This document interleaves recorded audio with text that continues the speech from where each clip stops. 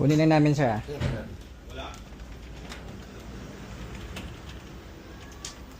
Yan, so kunin natin yung Ford Fiesta na 2014. Nandito sa detailing, tapos na yon. Si Sir Anthony, kapatid siya ni Sir Ryan, all the way pa from Bicol pala si Sir. So babiyahe siya tomorrow, dadalhin na yung unit. So ayan, SOP, pakita ko lang sa inyo yung group chat namin. Syempre, kita nyo naman lahat ng units na nire-release. Kompleto tayo ng ganyan. So yan, ito yung day 1 transmission, pull down, kompleto yan. Shift fork, kita nyo naman, brand new. Pag kinakabit, lahat yan guys, documented. Engine, transmission, pang loob, kompleto po yan. So yan, tulad yan, may mga request sir, pinatanggal yung sticker. So kasama yon.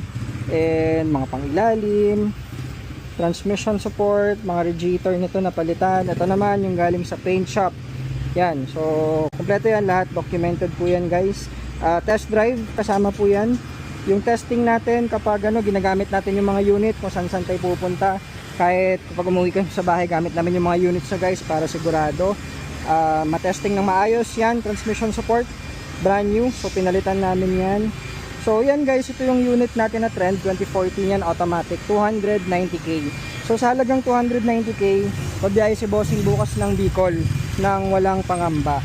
Kasi yan, kita nyo, palit lahat, mga radiator, pangilalim, cooling system. So ngayon, i-release natin, ito yung final step. Yan, kita nyo, pogi oh. O may isa pa tayo guys. Ito naman, mamaya sila ma'am, parating na rin. So ito yung kay Sir Ryan, shout out po, all the way from Bicol. So yan oh, mga gulong, bago.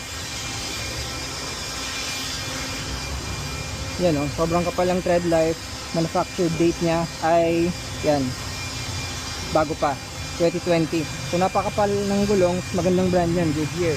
Pati yung likod, syempre. Tapos